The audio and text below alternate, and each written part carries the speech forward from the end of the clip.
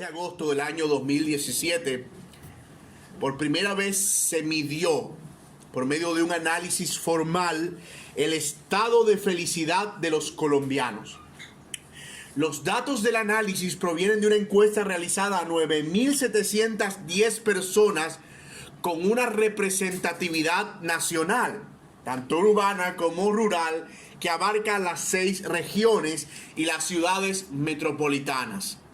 El periódico nacional El Tiempo precisó la siguiente conclusión al respecto, cito: las personas que se consideran pobres son menos felices y satisfechas y viven más preocupadas y deprimidas.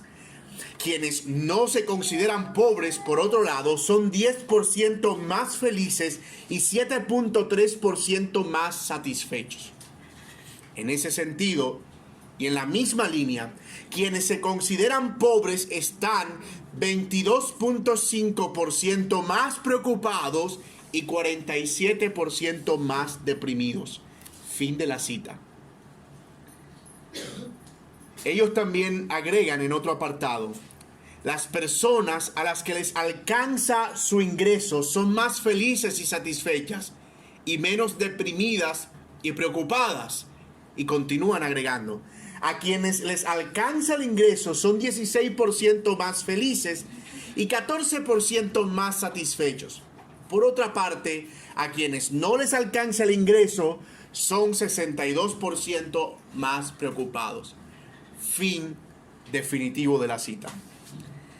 Por lo visto, esta encuesta no parece revelar nada nuevo. Si hay dinero, entonces hay felicidad. Al menos eso es lo que el estándar del mundo establece en su concepto o en su perspectiva de lo que es la felicidad verdadera, la cual es medida por lo que hemos visto no solo en este análisis, sino por lo que vemos en nuestra experiencia general, es medida por la cantidad de posesiones materiales, y eso convierte la felicidad en un asunto subjetivo. Es decir, se es más feliz dependiendo de la condición económica que tengas. Pero aquí el Señor, en este texto que nosotros vamos a considerar en esta mañana, va a enseñar acerca de una felicidad mucho mayor, que no guarda relación con lo que el mundo considera. Él, Jesús, eleva el concepto de felicidad a través de paradojas que retan la mente de aquellos que le escuchan y que, por cierto, esperaban otro tipo de rey. Recuerden ustedes, y seguro lo vieron la semana pasada, que el Sermón del Monte es el discurso de un rey que hace su introducción a su reino. Como el rey que se para al lado de sus dos pilares, ¿verdad? Las trompetas suenan y él abre el rollo y empieza a leer cuáles son sus nuevas reglas, sus nuevas disposiciones. ¿Qué es lo que él espera que aquellos que harán parte de su reino vivan y practiquen? El Antiguo Testamento termina con una maldición realmente. En Malaquías leemos: Él hará volver el corazón de los padres hacia los hijos y el corazón de los hijos hacia los padres, no sea que yo venga y hiera la tierra con maldición. Malaquías 4:6. Pero este nuevo reino es inaugurado con una bendición, con una bienaventuranza. Son un grupo de 8 en total, aunque algunos consideran que 7 expresiones que son repetitivas en su inicio, pero que varían de acuerdo a las demandas y también a la recompensa. Se conocen como las bienaventuranzas y se han intentado clasificar de varias maneras. Sin embargo, nosotros vamos a usar la más simple de todas. Vamos a clasificar estas bienaventuranzas en 2. Y vamos a referirnos a las primeras como las bienaventuranzas que definen la relación de los miembros del reino con Dios, y las siguientes bienaventuranzas las que definen la relación de los miembros del reino con los demás. Y en general las bienaventuranzas lo que hacen es entonces definir el carácter de aquellos que van a pertenecer a ese reino que ese rey está inaugurando. Y esto es bien interesante, mis hermanos, porque no son pocos los estudiosos que han establecido un paralelo entre el Antiguo Testamento y la impartición de la ley por parte de Moisés en el monte Sinaí y lo que Jesús está haciendo aquí en el Sermón del Monte. Y el paralelo es interesante no solo porque ambas cosas se dieron en un monte, sino incluso por el contenido. Mientras los mandamientos definían la relación del pueblo de Israel con Dios en los 4 primeros mandamientos y con su prójimo en los otros 6 mandamientos restantes, en estas bienaventuranzas parece que el contraste sigue marcado. Es la nueva disposición, es la ley del rey, es lo que él quiere mandar a los miembros de su reino. Así que, como dije, nos vamos a concentrar hoy en las 4 bienaventuranzas y entonces nuestro texto, nuestro sermón va a tener 4 puntos en esta mañana. Así que yo voy a predicar este sermón de 4 puntos y ya después yo veré cómo me las arreglo con el Señor. Vamos a ir allá a nuestro pasaje, versículo 5. Dice la palabra de Dios: bienaventurados los pobres en espíritu, porque de ellos es el reino de los cielos. La palabra bienaventurado proviene de una palabra griega que es la palabra makarios y se traduce literal y llanamente como feliz. Feliz. Obviamente esa palabra feliz en nuestro idioma español puede tener un significado mucho más liviano que el Señor quiere imprimirle en este pasaje. Como indicamos, Jesús no se está refiriendo a ese tipo de felicidad liviana o a la felicidad según el mundo, lo cual sería paradójico. ¿Cómo pudiera, según el mundo, ser feliz si soy pobre? ¿Sí? Pero esa es precisamente la raíz de la enseñanza del Señor Jesucristo. Esta primera bienaventuranza es considerada la que determina el resto de las demás. Es como la madre de las otras bienaventuranzas. Todo se resume en pobreza espiritual que redunda en entrada y permanencia al reino de Dios. Y si bien todas en conjunto deben hacer parte del carácter de todo cristiano, esta es la que permite que las demás sean posibles. Y así es como vamos a tratar de probarlo en esta mañana. Lo que vamos a hacer en cada bienaventuranza es que vamos a leerla, la vamos a observar, luego vamos a ver cuál es la demanda que tiene y luego vamos a ver cuál es la promesa que está al lado de esa bienaventuranza. Así que es bien simple lo que vamos a estar haciendo. Miren la demanda de esta primera bienaventuranza. Dice: bienaventurados los pobres. Jesús no se está refiriendo a la pobreza física aquí necesariamente, aunque pudiera. Sobre todo porque el concepto de pobreza física o pobreza material estaba asociado en cierta manera a una condición de espíritu o del alma para la época. El mismo Santiago escribe en el capítulo 2 y dice que a Dios le plació dar el reino a los pobres de este mundo. Y Santiago se está refiriendo en el capítulo 2 a los pobres que son menospreciados cuando entran a la congregación. Él dicen: tú no entres porque tú estás vestido andrajosamente. Así que en el contexto del Señor Jesucristo, las personas pobres normalmente tenían una propensión, o en términos generales, a una condición mansa de espíritu, más receptiva en cierto sentido. Por el contrario, los ricos solían amar mucho más las riquezas, amar mucho más sus posesiones, y por eso fue que Jesús dijo que era muy difícil que los ricos entraran al reino de los cielos. Así que no es que Jesús se esté diciendo que todos los pobres materialmente heredarán el reino de los cielos, como tampoco dice que todos los ricos materialmente no podrán entrar al reino de los cielos, sino que está estableciendo unas líneas generales. Los pobres estaban expuestos a la vulnerabilidad, estaban expuestos al rechazo, estaban expuestos al ser discriminados en cierto sentido, o a ser excluidos de toda práctica social. Y lo que está diciendo el Señor Jesucristo es que precisamente a ese tipo de personas que son despreciadas por el mundo, a la que Él le place dar el reino de Dios. Sin embargo, este concepto de pobreza todavía va mucho más allá que la pobreza material. Es un concepto que ya se venía manejando en el Antiguo Testamento. David en el Salmo 36 se refiere a ella. Él dice: este pobre clamó y le oyó Jehová y le libró de todas sus angustias. Y todos sabemos aquí que David era todo menos pobre, ¿cierto? Este pobre clamó y Jehová lo libró de todas sus angustias. Y obviamente allí se está refiriendo a David a una condición de espíritu. Y también dice: aunque afligido yo y necesitado, Jehová pensará en mí. Mi ayuda y mi libertador eres tú, Dios mío, no te tardes. Salmo 47. Incluso el profeta Isaías también se refiere a eso. Él dice: los afligidos y menesterosos buscan las aguas y no las hay. Seca está de sed su lengua, yo Jehová los oiré, yo el Dios de Israel no los desampararé. Isaías 41:17.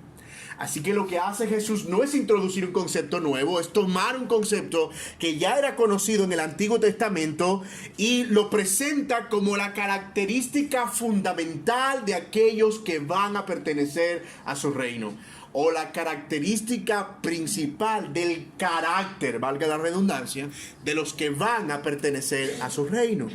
Jesús se está refiriendo a los que reconocen, en otras palabras, su bancarrota espiritual.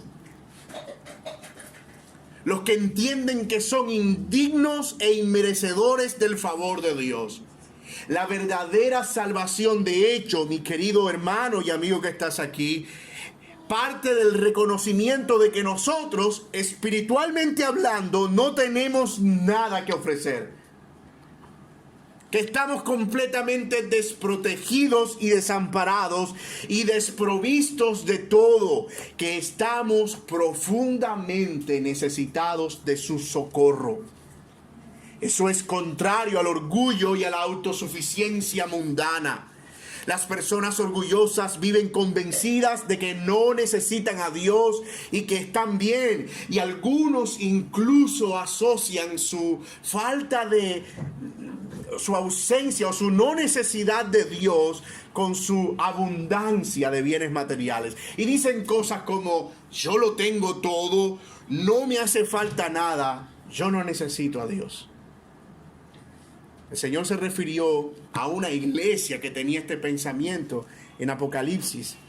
Ellos decían: yo soy rico, no me hace falta nada. La iglesia de la Odisea en Apocalipsis 3. Y el Señor habla fuertemente contra ellos y les dice: porque tú dices: yo soy rico y me he enriquecido y de ninguna cosa tengo necesidad. Y no sabes que tú eres un desventurado, miserable, pobre, ciego y desnudo. Nunca somos tan necesitados como cuando creemos que no tenemos necesidad. Nunca somos tan miserables como cuando creemos que estamos tan provistos de todo que no necesitamos el socorro del Señor. El gran predicador de hace algunos siglos, Charles Spurgeon, expresó lo siguiente: la forma de elevarnos en el reino es hundiéndonos en nosotros mismos. La forma de elevarnos en el reino es hundiéndonos en nosotros mismos. Es a los pobres espirituales a quien Jesús vino. Él mandó a decir a Juan: díganle a Juan el Bautista, a los pobres es anunciado el reino de los cielos. A fin de confirmarle al Bautista que su venida no era para afirmar a los ricos en su deseo de libertad. Acuérdense ustedes que los judíos de la época estaban esperando a un rey poderoso que políticamente pudiera librarlos de las garras del imperio romano y que por fin fueran emancipados y proclamar su libertad. Pero el Señor dice: yo no vine a establecer ese tipo de reino. Yo no vine a valerme de los ricos para establecer mi reino. Díganle a Juan el Bautista, preso por causa de anunciarme a mí, que a los pobres les es anunciado el reino. Porque Juan el Bautista sabía que esa era la señal del Mesías, que él no vendría a anunciar el reino de los ricos de este mundo, sino a los pobres. He venido a servir a los necesitados, a sanar a los enfermos, a los ciegos, a las mujeres, a los niños. Bienaventurados los pobres no solo es un llamado a reconocer nuestra pobreza espiritual, sino también es una bienaventuranza que realza la misericordia y la compasión del Señor. Dios es un Dios compasivo y misericordioso. La entrada al reino de Dios comienza entonces con el reconocimiento de nuestra propia miseria espiritual. Es allí donde comienza nuestra entrada al reino. Ya vimos entonces la demanda. Ahora, ¿cuál es la promesa de esta bienaventuranza? Nuestro texto dice, porque de ellos es el reino de los cielos. La recompensa para los pobres en espíritu no es nada más y nada menos que el reino de los cielos. Notemos que la promesa no es futura. En efecto, las bendiciones del reino tendrán un cumplimiento perfecto cuando el Señor venga por segunda vez y establezca su reino perfecto. Pero nosotros aquí y ahora podemos disfrutar parte de lo que esa plenitud de ese reino representa. Como dije, habrá un momento en el que definitivamente el reino será consumado y entonces nosotros podremos estar eternamente allí. Pero los beneficios que emanan de esta promesa pueden ser aprovechados ahora. Dios bendice a los pobres en espíritu ahora. Y son bienaventurados ahora, aunque lo sean mucho más en su regreso. Nosotros estamos gozando de esas bendiciones y tenemos la esperanza de que las tendremos plenamente en un tiempo futuro. Y esto es bien importante. El cumplimiento de las bienaventuranzas no es un cumplimiento en el que nosotros tenemos en stand-by. No es yo soy pobre en espíritu y algún día yo podré entrar al reino de los cielos. No, hay una relación de inmediatez. Los pobres en espíritu inmediatamente entran al reino de los cielos, aunque un día estarán en la plenitud del reino de los cielos. Y esa es la manera en la que nosotros deberíamos leerlo. Así que hemos visto entonces nuestra primera bienaventuranza. Bienaventurados los pobres, porque de ellos es el reino de los cielos. Pero Jesús continúa. Versículo 4 dice, bienaventurados los que lloran, porque ellos recibirán consolación. Bienaventurados los que lloran, porque ellos recibirán consolación. Una paradoja es definida como un dicho que parece contrario a la lógica. Y eso es exactamente lo que Jesús está diciendo aquí. Alguien redefinió esto como felices los infelices. Bienaventurados los que lloran, felices los infelices. Es una paradoja. Una persona puede sentirse pobre espiritualmente, pero llegar hasta allí, ya, soy pobre espiritualmente. Las lágrimas son el complemento de la pobreza espiritual. El quebranto es el complemento de la pobreza espiritual. De hecho, tú puedes conocer personas que no son muy gozosas por ser pobres espiritualmente. Pero Jesús dice, además de esa pobreza espiritual, son bienaventurados los que lloran a causa de su pobreza espiritual. Y ese llorar no se refiere a alguien que se aflige por alguien que muere, o por la partida de un ser querido, o porque cayó en alguna desgracia financiera. No. Pudiéramos caer en la tentación de ofrecer este pasaje a alguien que se le murió recientemente algún familiar, y entonces nos acercamos y como todos sabemos es bien difícil poder decirle a alguien que ha perdido un ser querido alguna cosa, ¿verdad? Y todo lo que nos sale es como mucho, ¿cierto? Porque yo no sé si alguien aquí tenga un máster en dar pésame, pero la mayoría de personas que he hablado dicen que es difícil dar un pésame, no sabe qué decir, ¿verdad? Entonces nosotros pudiéramos caer en la tentación de, mira, no tengo nada que decir. Entonces, bienaventurados los que lloran, porque en el cielo tú vas a ser consolado. Pero eso no toma en cuenta que este lloro no es un lloro producido por algo que padecemos o que perdemos en nosotros, sino por algo que no podemos resolver. Nuestro pecado. Estas son lágrimas de arrepentimiento por la culpa. Son lágrimas de verdadero quebranto por reconocer nuestra pobreza espiritual. Y yo me temo, y espero no causar males con lo que voy a decir, que el mal de muchos cristianos hoy es que se están riendo demasiado. Y de nuevo, no me malinterprete, yo no tengo nada en contra del gozo y la felicidad y de disfrutar de las amistades o de la familia. Pero cuando eso es todo lo que tenemos, entonces estamos lejos del verdadero carácter del cristiano. ¿Qué estamos lamentando en nuestra vida? Esa es una buena pregunta. ¿Hay algo por lo cual nosotros nos sentimos afligidos acerca de nosotros mismos y de nuestra condición? ¿Hay algo que nosotros anhelamos tanto que con desespero lloramos por no tenerlo? En cuanto a lo espiritual, hace un tiempo vi un video de varios predicadores en una tarima haciendo cosas, ministrando, supongo, y algunas personas que estaban allí en medio de todo eso se reían y era la gente se reía y corrían y era una risa lo que había. Se reían como borrachos, como payasos. Era algo bien vergonzoso.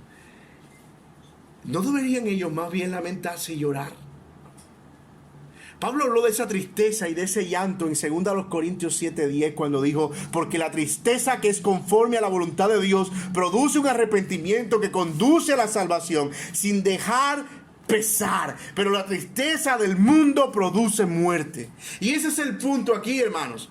Hay una tristeza que es según el mundo. Alguien que llora porque perdió su carro, porque no pasó el examen de la universidad o porque rompió una relación sentimental. Y este pasaje no es bienaventurados los que lloran por esas causas. No, este pasaje es bienaventurados los que lloran a causa de su verdadera condición. Porque ese tipo de llanto no produce nada y no resuelve nada. Mucho de lo que vemos en las iglesias es gente que llora por eso. Y muchos predicadores manipulan a las personas con eso. Si tú estás aquí y recuerda de dónde te sacaron y ese barrio donde tú vivías y esa casa que perdiste y todo esto que te hace falta y todo lo que te han rechazado. Y claro, la gente y llora y llora y lloran. Pero no porque están lamentando su condición de pecado, sino por lo que no tienen materialmente. Su llanto no es un llanto de tristeza verdadera. No hay arrepentimiento en ese llanto. Es solo una tristeza según el mundo. Oh, pero hermano, si usted ve su pecado, si yo veo mi pecado, mi miseria espiritual y lloro, eso produce arrepentimiento. Cuando veo mi condición, cuando me veo batallando con mi carne, cuando me veo cayendo en cosas que no debería caer, cuando me veo batallando con cosas que no debería estar batallando, digo: Señor, ¿hasta cuándo yo voy a ser librado? ¿Cuándo tú, Señor, me llevarás a la gloria miserable de este cuerpo de muerte? ¿Cuándo voy a ser librado, Señor? Y yo te pregunto, hermano, cuando tú pecas, ¿tú qué sientes? ¿Hace cuánto que tú no lloras por tu pecado? ¿Hace cuánto que tú no sientes un lamento profundo cuando quebrantas la ley de Dios y ofendes al Dios Santo en su cara? ¿Hace cuánto no te arde el corazón, mi hermano? ¿Cuándo fue la última vez que tú lloraste delante de Dios por causa de tu pecado? Basta leer el Salmo 38 y el Salmo 51 para ver la gran amargura de David por haber pecado. Él dice: pero yo estoy a punto de caer y mi dolor está delante de mí continuamente. Por tanto confesaré mi maldad y me contristaré por mi pecado. Ese es el bienaventurados los que lloran al que se refiere el Señor Jesús. ¿Saben? Cuando nuestros corazones padecen o adolecen, no tienen angustia. Nuestros corazones carecen de lo necesario para nosotros movernos hacia muchas cosas que tienen que ver con la voluntad de Dios. ¿Qué es lo que nos mueve a nosotros a una vida santa, sino que aborrecemos con dolor el pecado? ¿Qué es lo que nos mueve a nosotros a proclamar el evangelio afuera y al discipulado y a la evangelización, sino el dolor por los que se pierden? ¿Qué es lo que nos mueve a nosotros a la plantación de iglesias y a desear que el reino se extienda, sino ver tanta maldad que prolifera? La angustia, hermanos, es el combustible que debe mover al creyente. Hay un pasaje que nosotros vemos en Nehemías. Nehemías está él es el copero del rey, está en eminencia, tiene todo, está cómodo, nació en una cuna de oro, él no sufrió aflicción, él no padeció de ninguna manera, pero un día llegaron unos de sus amigos y él de Jerusalén, de donde él sabía que era, y él pregunta, ¿cómo está la ciudad? Dice, mira, los muros están caídos, las puertas están rotas, Israel está hecho un muladar. ¿Y sabe qué dice Nehemías? Y su corazón se llenó de angustia. Y esa angustia movió a Nehemías. Y clamó al Señor, dijo, Señor, perdona a nuestros padres, perdona a Israel, restaura a Israel. Señor, ¿qué puedo hacer yo? Que haya yo gracia. Y mi hermano, cada paso de Nehemías fue movido por una angustia profunda. Y yo creo que esa es la angustia y el lloro al que el Señor se refiere en este pasaje. Y deberíamos orar con toda honestidad en nuestro corazón y decir, Señor, hazme sentir, Padre, verdaderamente dolor en mi corazón. ¿Y sabe cuál es la promesa? La recompensa. Ellos serán consolados. Ellos serán consolados. Los que lloran por su arrepentimiento recibirán consuelo y perdón. Y en la obra del Espíritu, el Consolador, ellos serán alentados. De nuevo, hay un sentido en el que seremos plenamente consolados en el futuro. Cuando el reino sea consumado, dice Apocalipsis 21:4, en una de las promesas más gloriosas de toda la Escritura, allí no habrá llanto, allí no habrá dolor, allí no habrá lloro, porque el Señor enjuagará toda lágrima de sus ojos. Pero aquí y ahora también podemos experimentar su consuelo en la restauración y en el gozo que el perdón produce. Mi hermano, solo cuando somos quebrantados podemos conocer el consuelo. Solo cuando lloramos podemos conocer el consuelo que proviene del Señor. Así que bienaventurados los que lloran, porque ellos serán consolados. Pero sigue diciendo el Señor en el versículo 5.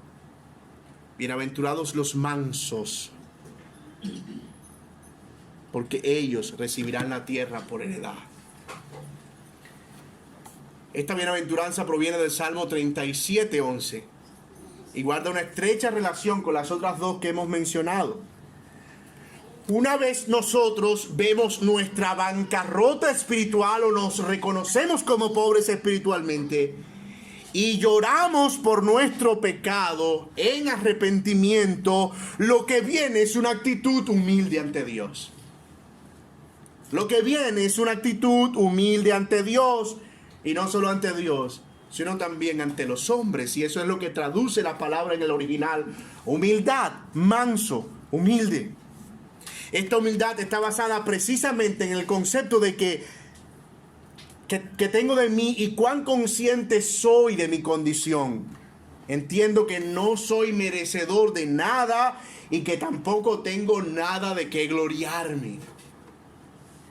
No tengo nada y tampoco tengo nada de qué gloriarme. La mansedumbre también está asociada a un espíritu tranquilo y sosegado. El carácter del rey que está proclamando esta demanda es precisamente así, manso y humilde de corazón. Mateo 11:29.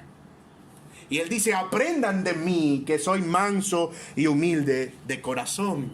Y me encanta este rey, porque no es un rey que está sentado en su trono dando órdenes y esperando a que sus súbditos obedezcan, sino que es un rey que se bajó para vivir como los hombres deben vivir en su reino. Ningún rey ha hecho eso. Ni hizo eso, ni ha hecho eso, ni hará eso. Porque si tú preguntas, ¿cómo puedo ser yo pobre en espíritu? Bueno, él se hizo rico, siendo rico se hizo pobre. ¿Y yo cómo puedo llorar y sentir dolor en el corazón? Y podemos ver eso en la vida y padecimiento y sufrimiento del Señor Jesucristo. ¿Y cómo yo puedo ser manso y humilde? Y nosotros vemos a Jesús siendo ejemplo de mansedumbre y humildad y diciendo, aprendan de mí. Y si ustedes siguen revisando el resto de las bienaventuranzas, en cada una de ellas es una virtud destacable del rey. Cada una de ellas es una virtud destacable del rey. Él nunca devolvió mal por mal. Y las veces que se enojó fueron a causa de un vivo celo por la casa de Dios. Y no fue una ira pecaminosa a saber que su cuerpo se levantó al tercer día de entre los muertos porque el pecado no pudo retenerlo. En la práctica muchas veces olvidamos este llamado. Nos ofendemos con facilidad. Cuando alguien compromete nuestra dignidad, y hago dignidad entre comillas, no porque aquí no haya gente digna, yo creo que ustedes son dignos, pero a veces nos referimos a esa dignidad como nuestra perfecta reputación. Fulano me está exponiendo y está pisoteando mi dignidad. Y yo creo que si nosotros meditamos más en nuestra pobreza espiritual, tal vez replanteemos ese concepto que tenemos acerca de nuestra propia dignidad delante del Señor, me refiero. No tenemos problemas en decir cuando cantamos, ten misericordia de mí, porque yo soy un pobre pecador, y hasta llorar. Pero cuando salimos y alguien hace mal a nosotros, entonces, ¿qué es lo que pasa por nuestra cabeza? Si es que no perdemos la cabeza. No, pero acabas de cantar y decir que eres un miserable pecador. Y alguien te está medio señalando por algo y tú dices, pero ¿por qué lo haces si yo no soy así? Y eso no es lo que yo soy. Y tú estás equivocado acerca de mí. Pero ponte de acuerdo. O eres perfecto o eres un miserable pecador que necesita la gracia de Dios. O eres un perfecto ofendido o eres un pobre espiritual que no lo ha reconocido. ¿Acaso creemos que merecemos un mejor trato que de los demás hacia nosotros? Era el mismo Spurgeon que decía, bueno, yo he citado a Spurgeon 2 veces en este sermón. Dice, cuando yo escucho, lo voy a parafrasear, que alguien está diciendo algo malo de mí, no me preocupo. Y me pongo a pensar que si realmente conociera todo lo que yo pienso y soy realmente, tendría mucho más que razón.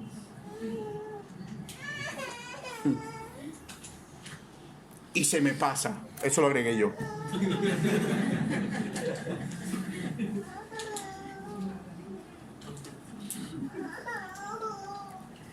Cuando consideramos nuestra condición, entonces aprendemos a refrenar nuestra ira y nuestro enojo cuando nos enfrentamos a la ofensa o a aquello que creemos que nos indigna. Eso es mansedumbre. Eso es mansedumbre. Mi identidad, lo que yo soy, lo que a mí me define, no está en quién me ofende, ni lo que otro opina, sino lo que ya el Señor ha hecho por mí. Y creo, hermano, que eso es lo que nos conduce precisamente a esa vida de mansedumbre que caracteriza a los miembros del reino de Dios. Por demás, era la que caracterizaba al Señor Jesús, y Él siempre apelaba a ese mismo argumento. El Padre me lo dio, yo no hago nada en mi nombre, lo hago en nombre del Padre. Si tú eres Belcebú, si yo soy Belcebú, eso es problema de ustedes, yo lo que hago, lo hago en la autoridad del Padre. Él sabía quién era realmente. Jesús sabía quién era, y por eso no tenía problema con las ofensas. Esa es la clave de la mansedumbre. Esa es la clave de la mansedumbre. Dios resiste al altivo, pero al humilde lo mira de cerca, dice Santiago 4:6, que es un concepto repetido también en el Antiguo Testamento. Ahora, ¿cuál es la promesa para esos mansos? Ellos recibirán la tierra por heredad. Esta expresión, ellos recibirán la tierra por heredad, hace alusión a la idea de la plenitud de las promesas del Señor. En el Antiguo Testamento traía la idea de que las tierras prometidas iban a ser entregadas por Dios al pueblo de Dios después de haber sido libertados de la esclavitud. Pero aquí son una clara referencia al reino futuro. Ellos recibirán la tierra por heredad. Pues yo no creo que nadie lea este pasaje, ¿verdad? Saliendo de la unidad de restitución de tierras en Bogotá, diciendo, debo ser manso con esta respuesta porque yo sé que voy a recibir mi tierra por heredad. Es una clara referencia al reino futuro, al reino de los cielos, que en cierta manera está presente también ahora entre nosotros. Los humildes gozarán del beneficio del reino, de la manera en que en el Antiguo Testamento la leche y la miel estaban asociadas al bien de la tierra. Aquí la misericordia, la gracia y el perdón son los deleites del que hace parte de este nuevo reino. Nosotros recibimos todas esas bendiciones en y a través de Cristo Jesús. Y finalmente, Jesús proclama su siguiente enseñanza o su siguiente bienaventuranza acerca de cómo ha de ser nuestra relación con Dios. En el versículo 6, bienaventurados los que tienen hambre y sed de justicia, porque ellos serán saciados. Ninguna otra necesidad, y yo creo que en eso ustedes están de acuerdo conmigo, especialmente a esta hora, ninguna otra necesidad es tan apremiante como el hambre o la sed. En eso estamos claros. Y Jesús usa precisamente esas dos figuras para hablar de la bienaventuranza de los que anhelan con tal fervor la justicia. Ahora, ¿a qué justicia se refiere el Señor aquí? Algunos sugieren que en términos específicos se refiere a conformarse a la ley de Dios, un deseo continuo por la santidad. Pero en un sentido más estricto, es la consecuencia del que ve su pobreza espiritual, llora por su pecado y humildemente viene al Señor por perdón, por ser definitivamente justificado de sus pecados. ¿Qué es lo que sigue después de reconocer tu pobreza, después de llorar por el pecado y después de manifestar humildad a causa del pecado? ¿Qué es lo que sigue? Ten misericordia de mí, Salmo 51, conforme a mis pecados. Tú no quieres sacrificio, que yo los daría, Señor. El corazón contrito y humillado, tú no lo desprecias. Hazme oír gozo y alegría. Perdona mis pecados, perdona mis pecados, perdona mis pecados. Eso es lo que está anhelando aquel que reconoce su bancarrota espiritual, llora su arrepentimiento y humildemente viene al Señor. ¿Qué anhela? Justicia. Ahora, esta es una justicia especial porque no es una justicia que va a recaer sobre Él. No es una justicia que va a venir sobre nosotros porque no seríamos capaces de soportarla. Es una justicia que sabemos que recae sobre los hombros del Rey. Es la justicia de un Rey misericordioso. En el sentido amplio y en el sentido estricto, sea la santidad o la santificación misma, esta elevada virtud de los cristianos es imprescindible. Hambre y sed de justicia. Basta leer a los profetas menores en el Antiguo Testamento para darnos cuenta de cómo era una característica no solo de su carácter, sino del contenido de sus profecías. ¿Cuándo, Señor, vendrás y harás justicia? ¿Cuándo, Señor, vendrás y castigarás a los malos? ¿Cuándo, Señor, vendrás y harás prevalecer tu nombre? Nosotros debemos anhelar con todo nuestro corazón la justicia del Señor. Y a mí me encanta esto porque hablaba precisamente ayer con un hermano de los Estados Unidos acerca de la palabra justicia, y nosotros en español no tenemos una palabra tan fuerte como ellos la tienen en inglés, y específicamente para definir eso. Porque para ellos esa palabra en inglés, que es righteousness, esa palabra es como algo de out, como que viene de afuera, como que es una justicia externa, que es imputada, que es traída. Nosotros no tenemos una palabra así en español, pero los ingleses son bastante especiales con eso de las palabras y la relevancia que tienen en cuanto a algunas verdades teológicas. Pascua es otro ejemplo. Pero esa idea de justicia es la idea de una justicia ajena, como hablaba Martín Lutero, es una justicia que no es nuestra.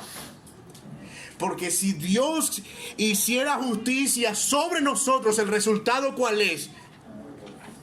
La paga del pecado es la muerte. Pero allí es donde el evangelio es relevante. El evangelio es relevante porque justo cuando el Dios Santo va a hacer justicia contra pecadores, verdaderos pecadores, aparece la imagen de la cruz. Es allí donde Jesús recibe todo el peso de esa justicia, todo el peso de las demandas que ese Dios Santo hace al pecador. Muere en efecto, pero resucita al tercer día. Y ahora, no solo la ira del Padre es saciada, sino que toda la vida recta que ese Hijo vivió antes de morir en la cruz es imputada, es dada a aquel pecador.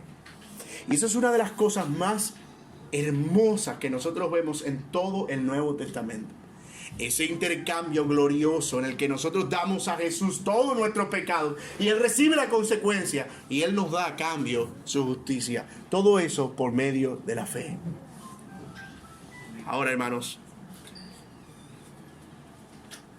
hay una recompensa, dice el Señor, que más que una recompensa es una alentadora promesa. Aquellos que tienen hambre y sed de justicia serán saciados. Ellos recibirán justicia. En el reino nuestra hambre y nuestra sed son saciadas. Y sabemos que la justicia perfecta estará cuando estemos libres del pecado, pero aquí podemos disfrutar también de la justicia de Dios en Cristo Jesús. David dijo en el Salmo 103, Él es el que sacia de bien tu boca, de modo que te rejuvenezcas como el águila.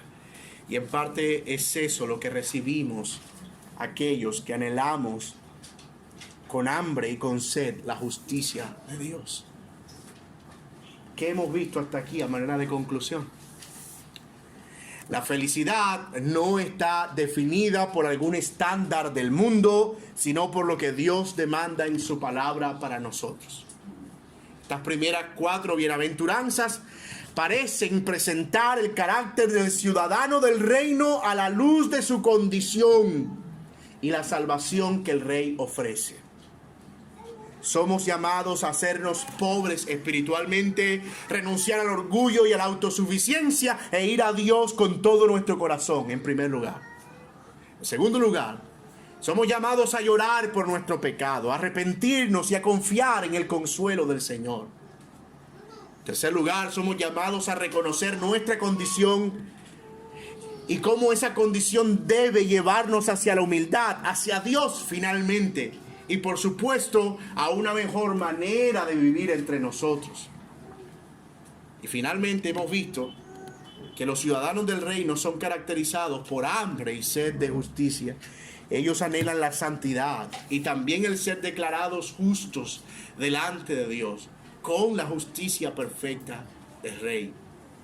Mis amados hermanos, que el Señor nos traiga consuelo con estas palabras y que el Señor nos ayude a correr a Cristo en esta mañana. A Él sea la gloria por los siglos.